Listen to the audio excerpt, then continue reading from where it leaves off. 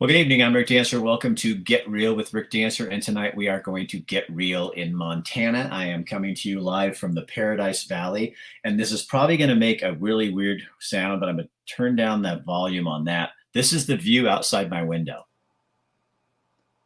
Is that amazing? Yeah, the Absaroka Mountains. Right there, I look out my window and that's what I see. And then there's a little creek that just runs right outside the property and a bunch of chickens. so, so that's kind of where we are in the middle of Montana. And tonight our show is brought to you by Buck's Sanitary Service. So I know if you're in Oregon and you go somewhere and you see a toilet and you got to go to the bathroom and it's not a Buck's, you're still going to use it. Go for it. But Bucks is, if you are having a wedding, if you're having anything coming up. In fact, let me show you something kind of cool. I put this together. Okay, so, everybody has their own little outhouse, right? Check this out. And they have showers that they take to firefighting camps. They also take them to homeless camps. And they also take them to weddings and that kind of thing. But check this out. And if I talk when this happens, it doesn't work. So I'm just going to air it. Oh, maybe I can. Oh, there you go. Can you hear me? Hey, Kelton, can you guys hear me when I'm talking? Okay. That's okay. Look at these different mobile towers. And we have everything towers. They got pink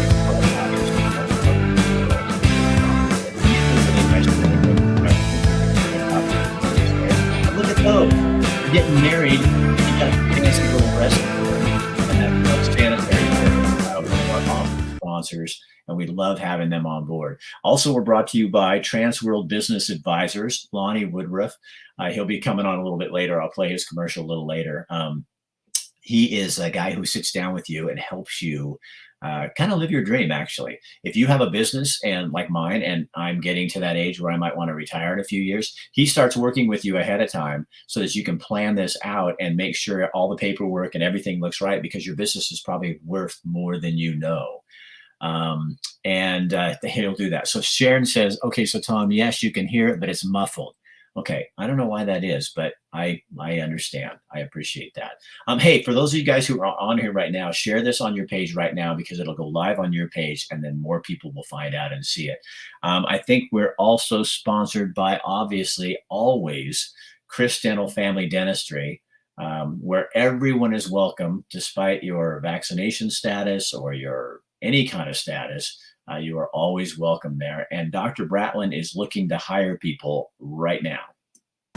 This is Dr. Michael Bratlin from Chris Dental. Thanks to patients like you, my dental practice is thriving. As a result, we are in need of a couple more team members. If you or someone you know is either a dental assistant or has front desk experience, please come by my office and we can talk. Candidates must be hardworking and have excellent customer service. Patient care is absolutely our number one priority. And best of all, your vaccination status is your business, not ours. So he told me today on the phone, he's looking for extra front desk help and also someone to do the sterilization of the equipment and the different things in there. And you don't have to have any experience. You just have to be a hard worker and somebody who wants to work. And all you need to do is go on their website, chrisdental.com, or you can just check in with him, go into the office and talk with him. But they are looking for people right now.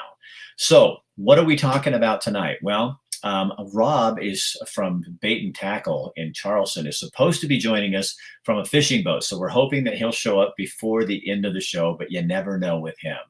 But the other day I was online and I, as you know, I'm living in Montana. And so I put on TikTok, Instagram, Facebook, all of them. I said, what should someone from Oregon do and not do when they come to Montana to live? And I had tens of thousands of people piping in and saying things. And so then I got this idea and I thought, I should just invite random people to come on and just talk to me and tell me, because one of the things I heard from people is, don't bring your blue politics here to our red state and ruin us like California did to Oregon. We don't want you here if you're going to do that. And I had people tell me to go home, change my hairstyle, which isn't going to happen. And my favorite, I'm going to bring these guys on first. So anyway, 4 people said they'd join us. And 2 of them were not able to after all, but Max is here to join us. Max, just give a little wave, say hi. Hello. And also Kelton Baker, Kelton agreed to come on and show up. And my favorite one, you guys, of people telling me what I should not do is get one of those car carriers for fly fishing rods that go on top of my rig. Is that good advice? Yes. Yeah. Why is that? Does that just tell me what that says to a Montanan? That you're not from here. Yeah, it's pretty easy to just pull apart and put in the back of the car and go. I never found it too hard to just pack it up and go. Didn't need to just throw it up on top in a special case. The other thing I heard a lot was change your Oregon license plate. Get rid of it quickly. Not a bad idea. So talk to me a little bit about what is the concern of people in Montana, or is there a concern? Obviously there is, of people from a blue state moving into a red state. What is the concern?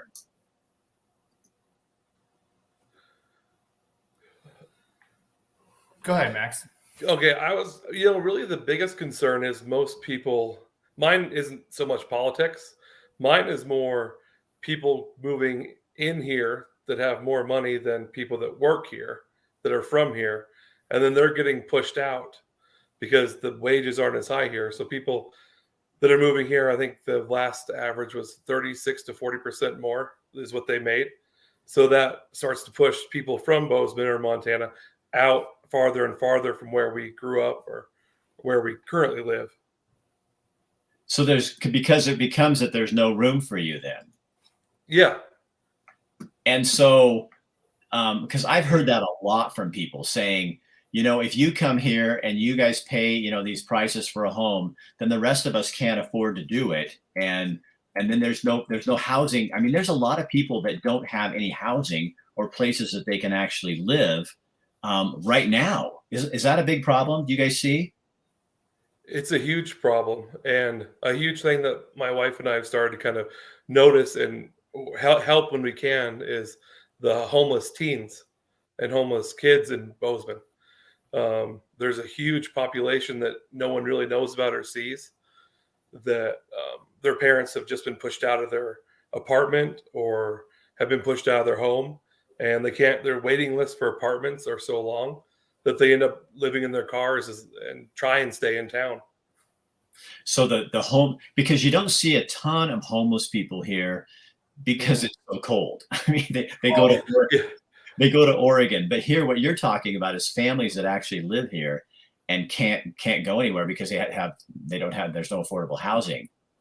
Yeah, like the homeless in Bozeman, it would be more not like the street corner guy panhandling, but more the family that lives in the car on the side street. Yeah. I think I am probably on the political spectrum. I'm probably on the opposite side that Max is on, more central, more to the right though.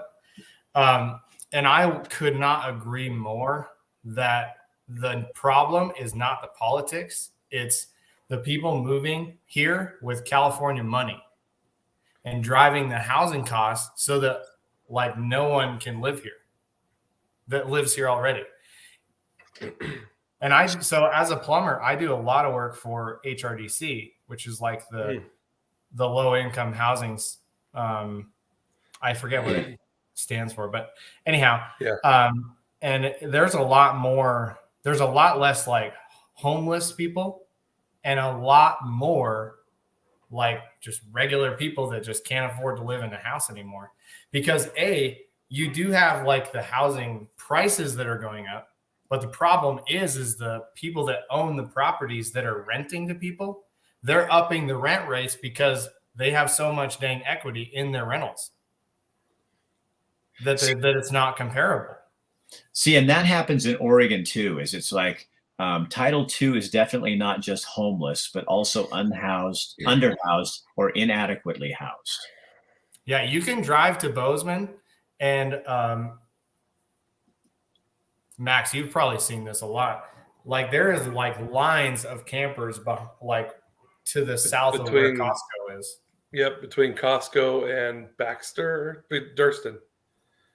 Yeah, I can't remember. Yeah, just south of Winco by Costco. There, that whole drive is full of RVs, trucks, cars, vans. Oh, People living families there. just living in campers Yeah. because they can't afford to live here. So, what role has the TV show Yellowstone had in some of it? I get told this all the time. What are Oh, you man. moving to Montana because you saw Yellowstone? It's like, no, I came here because my kid's here, and then I fell in love with the place, you know. But I mean, I don't think it's funny, but I think that people do romanticize Montana. Yeah. They do, and I think when that show premiered, some type of influx was. I read a percentage that like Zillow, Google searches skyrocketed, and within a few months of the show airing, there was just a huge influx of people moving in from out of state, and a lot of them referenced seeing it on TV and wanting to be I don't know there. who this comment is from, but the property taxes and building costs. I just wanted to address this real fast. So the property taxes depend on what county you're in. If you're in the Gallatin County, they are freaking high. Yes. Even Park County is pretty bad. But And building costs are what? So I'm in the construction industry, and building costs have gone up. They're still like they've gone up with like pretty comparably with the housing market.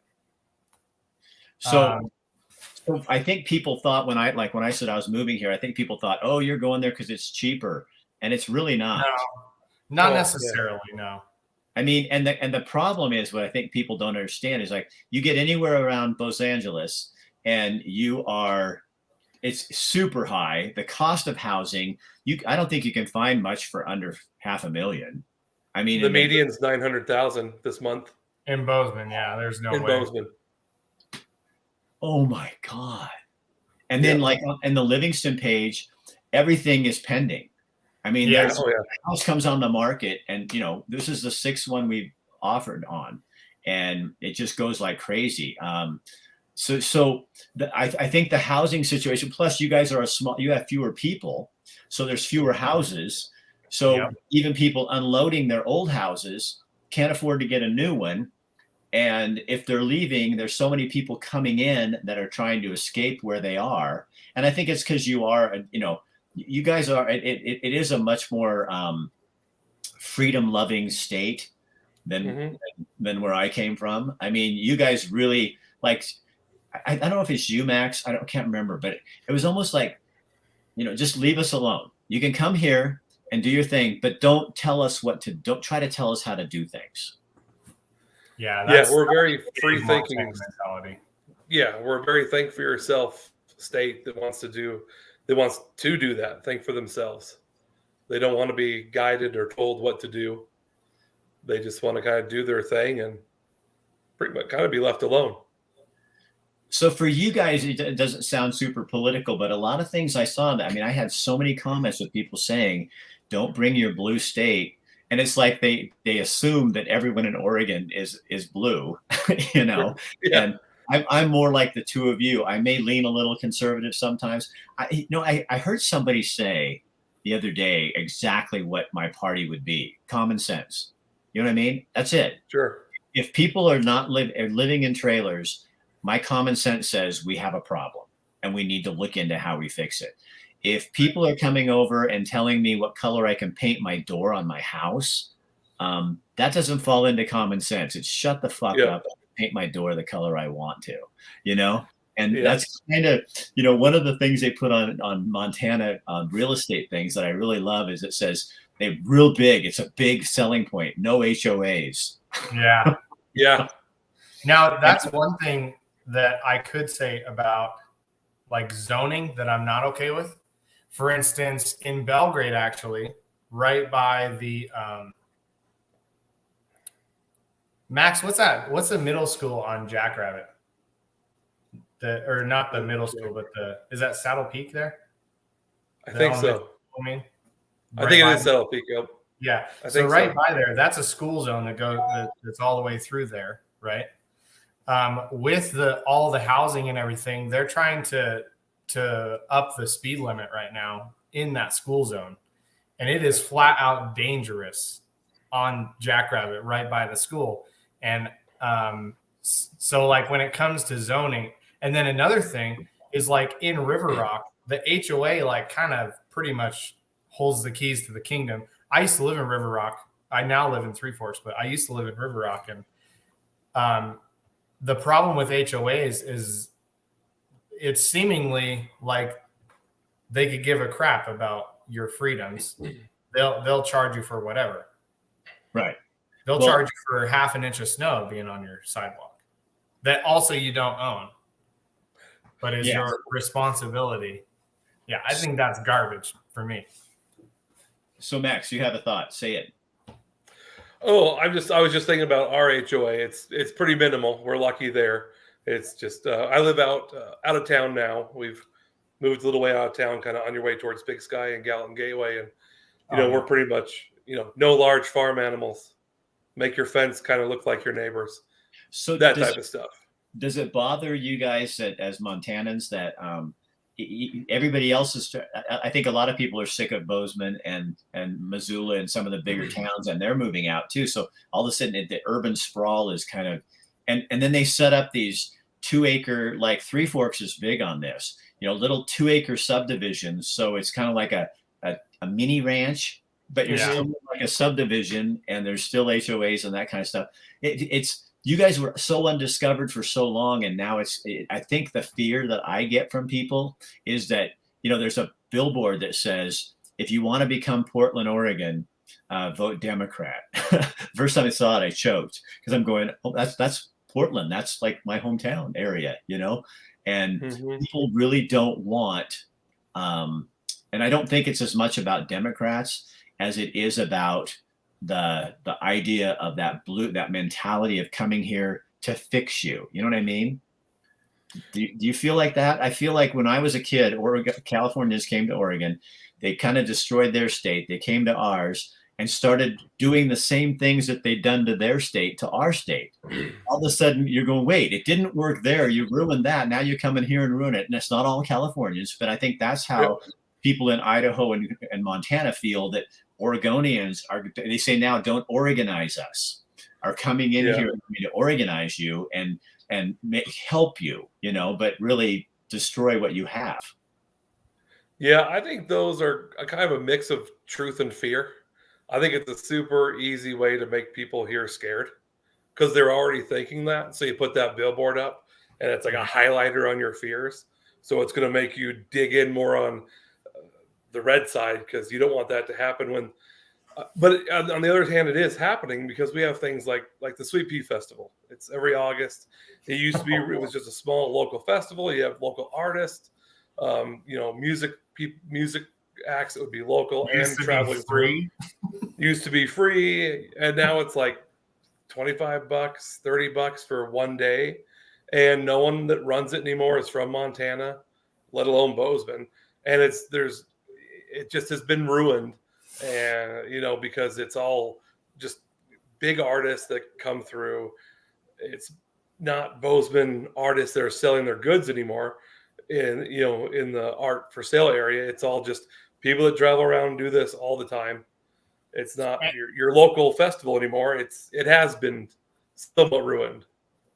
And here's the thing, like now that like we have the Yellowstone Club, now that people know about the Yellowstone Club in Big Sky, we have all these high profile people coming right through Bozeman to get to Big Sky and the Yellowstone Club. So who do you think is going to follow them? The people that sell to them. Right. And you've got, out here, the Marlboro Ranch sold and out in Clyde's Park. Who'd that sell to? Huh? Do you know who that sold to? I know a name, but I don't want to say it on here because I was told by somebody else. But it's going to be at 2 18-hole golf courses and then multi-million-dollar homes. And another Yellowstone Club. Yeah, it is owned by a group of the Yellowstone Club. Yeah. And for you guys that don't know, explain to them. You guys are from here. I shouldn't be telling. Tell them what the Yellowstone Club is because it blew my mind. Billionaire Mountain. Yeah, it's just a billionaire community. Not even community, really. It's just the side of a mountain next to the Big Sky Resort. that now like big name people, Mark Wahlberg, people like that live up there. And there's mountainous. a bunch of communities cabins. within. There's social communities, so you can have houses fairly close together. There's about 18 like 500-acre ranches. There's areas where you can only get to on your private road on one of the peaks. And by the richest of the You rich. can only ski if you have Yellowstone Club access. Yeah. And don't you have private to have powder? a certain bank account number to You have to have a liquidation amount. Yeah. to even be part of it. Yeah. Yeah.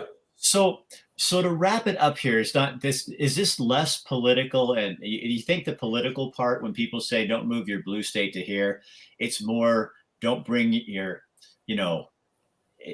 when I told people my wife and I's plan is to come here and assimilate. I love what you have.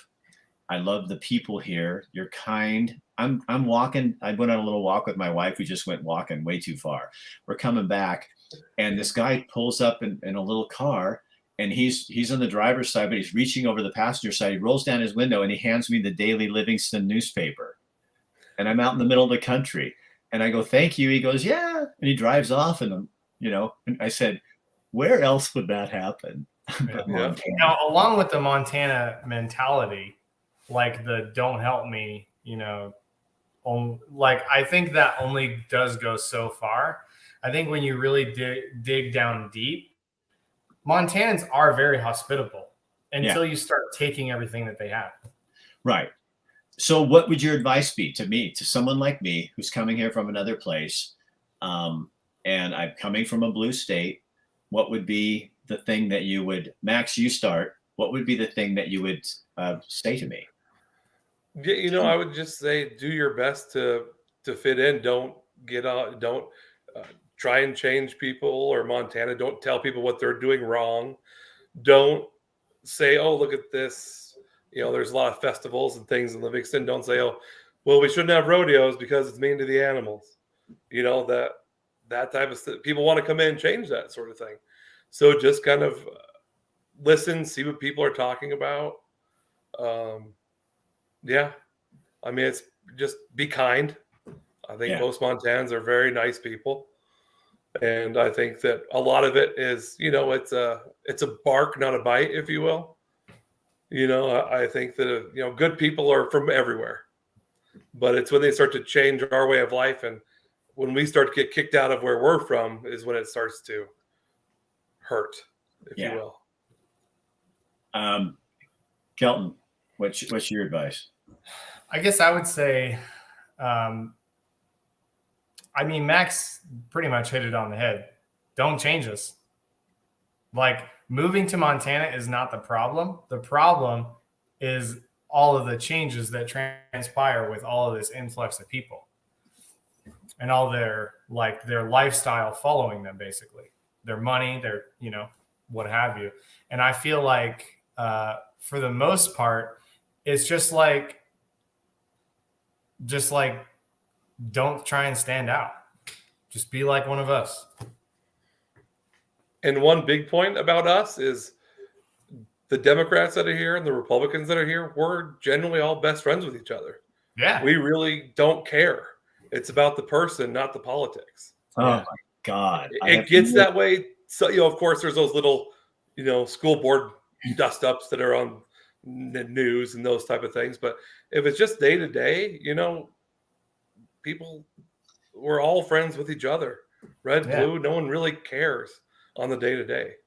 I have moved to heaven because Oregon is not that. If you go to Eastern Oregon, they don't care.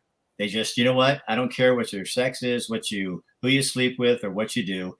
Just leave it to yourself and come and be a part of our community.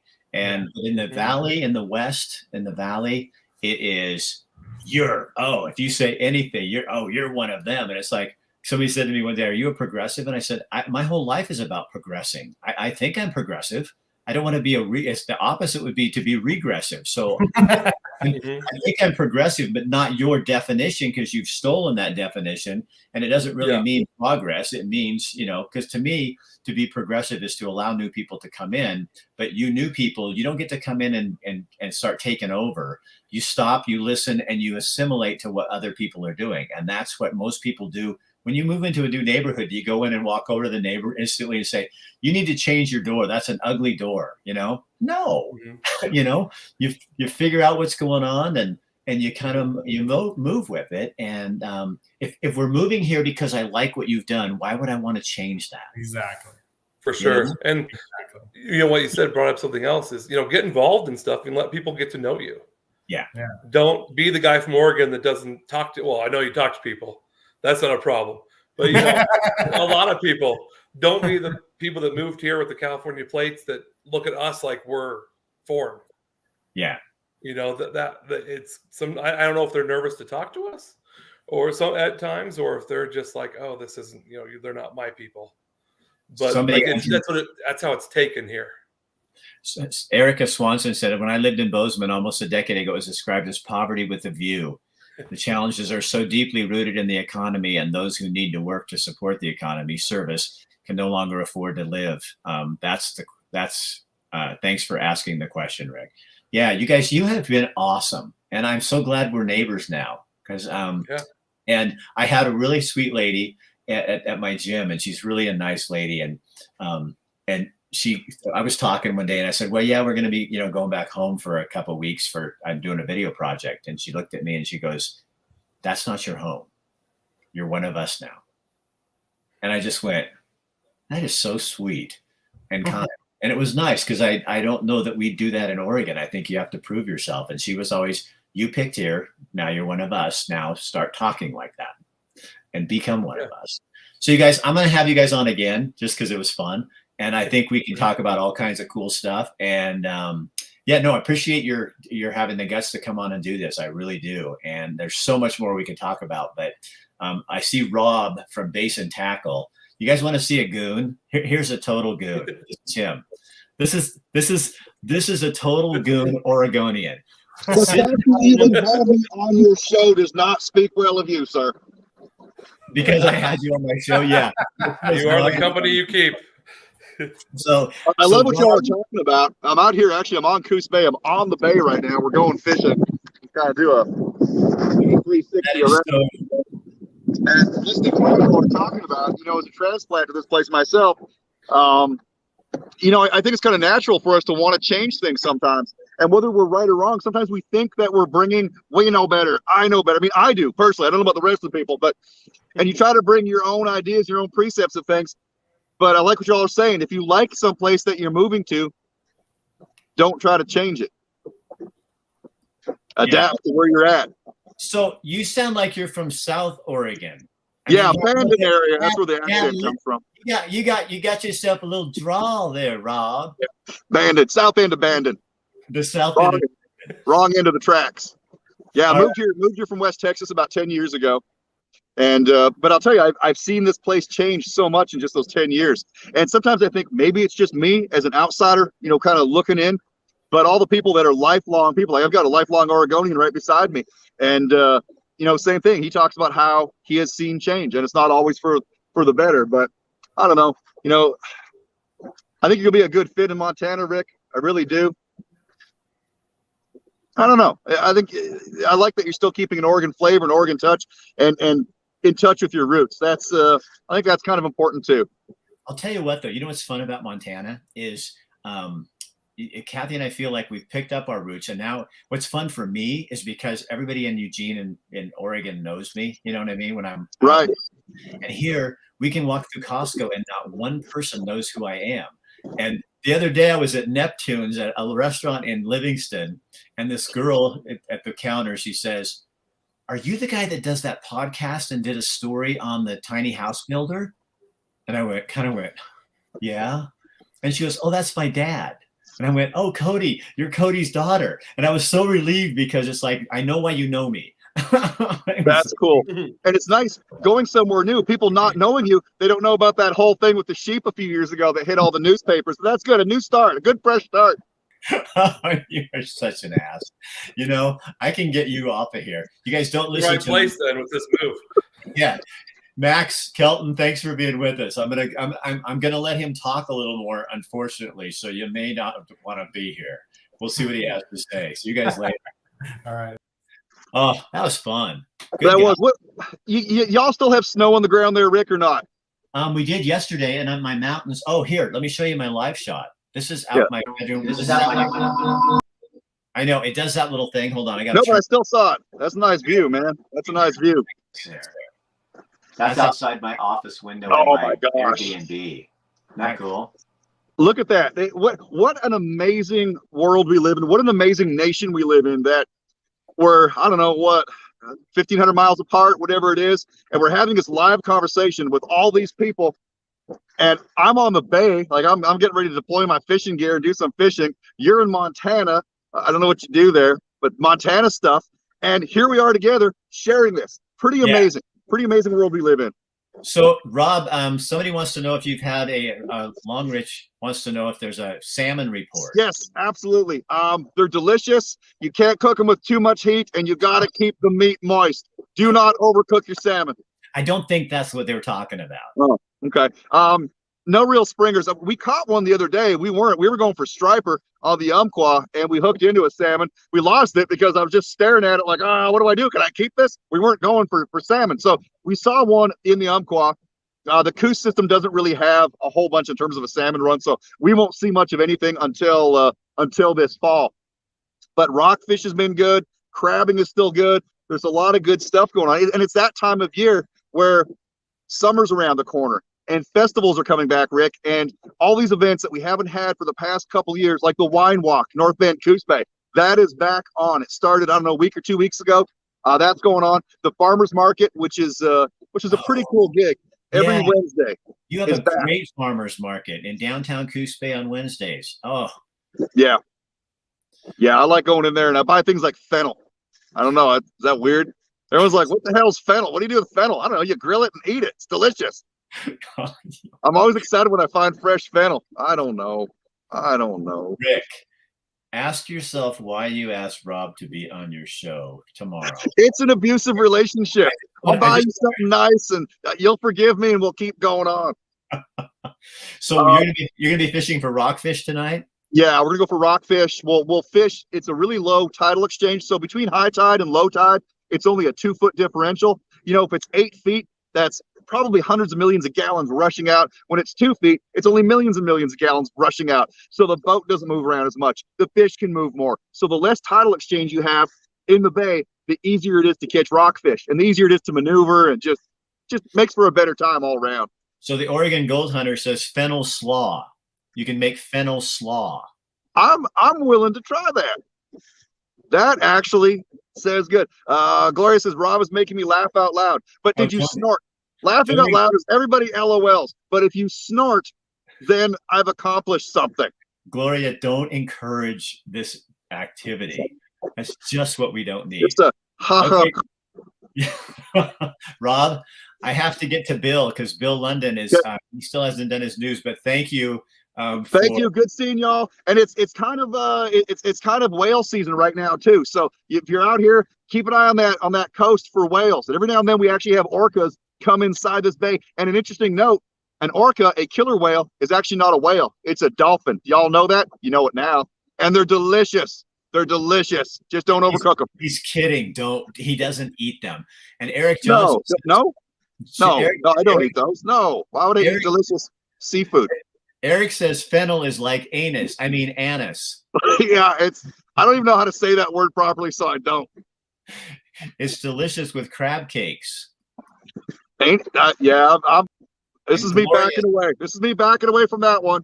And Gloria says she doesn't snort. See you later. All right, take care, y'all. God bless America.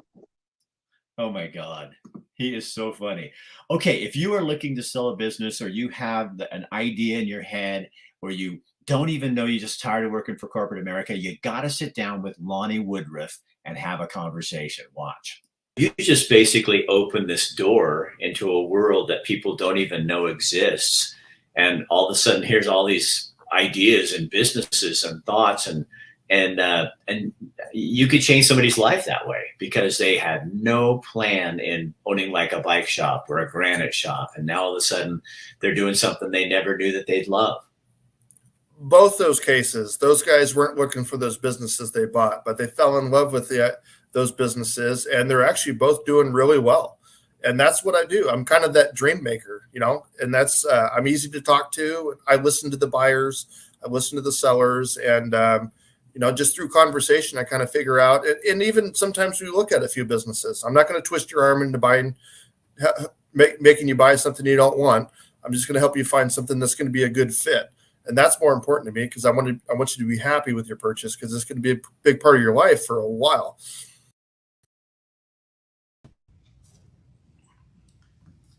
Good evening from the News Radio, 1120 a.m. at 93.7 FM KPNW studios. I'm Bill Lundun, and I just realized my head glistens.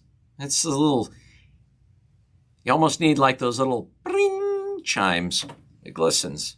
I don't know that I like that. See, this is why I like radio, because on radio, I sound like I have a mullet.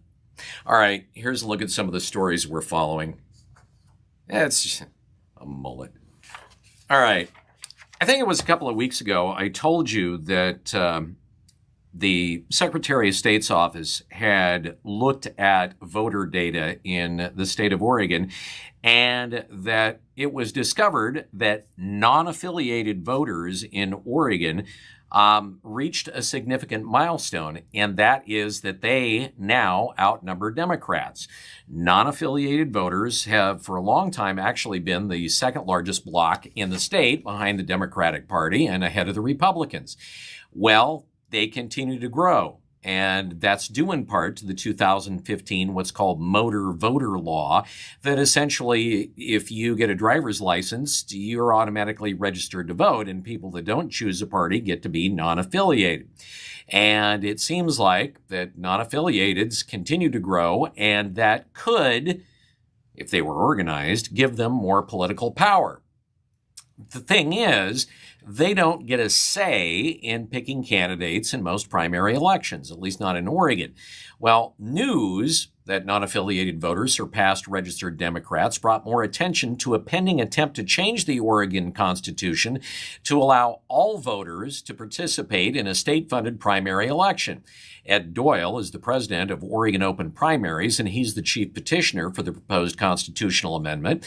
So far, his group has gathered more than 1,000 signatures from Oregon voters, which is the first step in getting a proposed amendment on the ballot. So they're now reviewing a draft ballot title from the Oregon Justice Department, and once that's done, they'll have to collect about 150,000 signatures from Oregon voters by the 8th of July for the measure to actually appear on the November ballot. Now, the proposed initiative is actually pretty simple. It's just a 2-sentence addition to the section of the state constitution, and it would require that all voters be able to vote in a state-funded primary for any candidate for Congress, U.S. Senate, the Oregon legislature, and statewide elected officers, like governor, regardless of political party. Now, it wouldn't apply to presidential primaries or to partisan primaries for local races like county commission.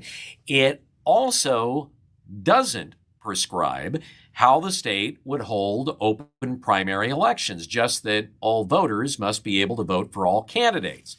Now, there's a number of ways this is already being done across the country.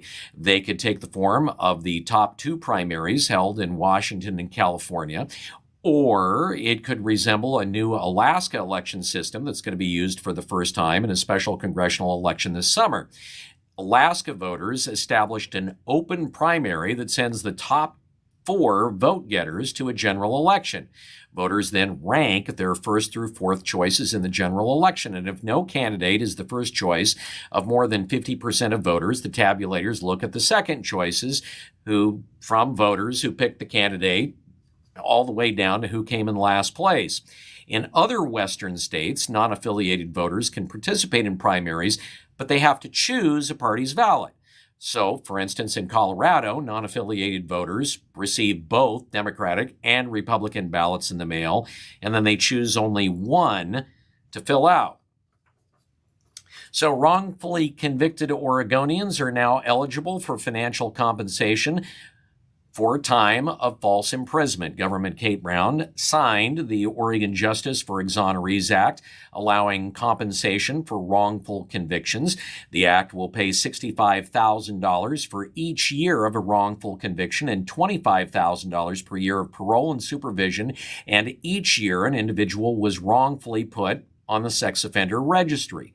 Housing assistance, legal counseling, financial literacy assistance also is going to be offered. Those who were wrongfully convicted will have their records sealed and will be provided with a certificate of innocence. Right now, it's estimated that 13 Oregonians could be immediately eligible for benefits under the law. So, we've talked a lot about certain cities, particularly those on the West Coast, trying to ban natural gas. And one of those cities where at least the discussion is happening is the city of Eugene. So if the city of Eugene wanted to eliminate natural gas in the city, how might they do that? Well, next Wednesday night, the city council in Eugene is going to have a work session. And the discussion is going to be talking about how the city building codes could change in such a way that no new natural gas infrastructure could take place in the city. Now, Lydia Bishop is the Building and Permit Services Director with the Eugene Building Department. She was at a meeting of the Eugene Chamber of Commerce Local Government Affairs Committee this morning and told the group that she is putting together a draft document of rule changes that the Eugene Building Department could use to deny permits for fossil fuel infrastructure. Now, mind you, this is a draft. Next Wednesday, the City Council, in a work session, will meet to discuss the drafted ideas. Now, interestingly, Monday night, the City Council is holding a public forum where anybody can talk about whatever they want. Of course, it's online. The sources that I've been talking to tell me that it is expected to be packed with anti-natural gassers, obviously to make it appear like the majority of city residents and businesses are actually in favor of this kind of plan. So, coming from California, in the wake of Sunday's mass shooting in Sacramento, where 6 people were killed, California lawmakers have advanced a measure that would let citizens sue other citizens over illegal weapons, however that's defined.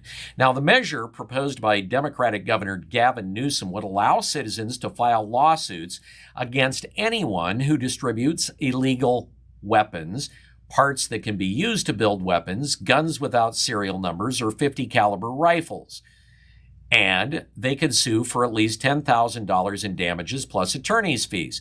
It wouldn't include stolen weapons unless they are made illegal by something like filing off a serial number, and it wouldn't ban anyone from possessing or using the weapons, although they might be illegal under other laws. Democratic State Senator Robert Hertzberg is moving the bill modeled on a Texas law that went into effect last fall, allowing citizens to sue anyone who provides or assists in providing an abortion after 6 weeks of pregnancy. Now, the California Rifle and Pistol Association president, Chuck Michael, called it tit-for-tat political gamesmanship, saying, you're going to deputize a bunch of amateurs, non-lawyers, non-cops, to judge a neighbor's actions and then give them the right to drag them into court. Gifford's Law Center to Prevent Gun Violence, which is a gun control organization, their state policy director, Ari Frelich, said the bill, quote, would essentially bring more enforcement oversight to specific criminal laws in California. But even he admitted there were potential issues with it, including establishing a bounty that could be gotten by people who haven't even been directly harmed. All right, that's a look at the news. Rick, rev it up. We need some rev and reel, Rick. I think Bill gave us plenty of rev and reel. Fun show tonight. I hope you guys enjoyed it. Thank Chris Dental Family Dentistry, where everyone is welcome. Trans World Business Advisors, Lonnie Woodruff, our dream maker here at our sponsorships, and Buck Sanitary Service. They all make this show possible. We cannot do this without their funding, so we appreciate them. I want to thank the guys, Max and Kelton, tonight, for coming on and being brave and talking about Montana. That was super fun. And of course, we love Rob coming on and doing his thing. So take this show and share it on your page so other people, because there's a lot of frustration in Oregon about the same things they were talking about in Montana. Maybe by us kind of meeting people in Montana and doing all this discussion, we could come up with some real solutions rather than just doing the same thing like banning natural gas, Eugene City. How stupid is that? Come on. You're going to ban all energy sources except for wind and solar, and then no one will have any kind of power at all. Really, the most efficient is nuclear energy. Oh, now I've opened a can of worms, but they'll never do that because it's politically unstable for them. Anyway, share this on your page if you would. Let other people know about it. Have a great evening. I'm going to go down and play trivia night at the Pine Creek Lodge with my wife, my kid, and his girlfriend. So I'll see you guys later. Have a good evening.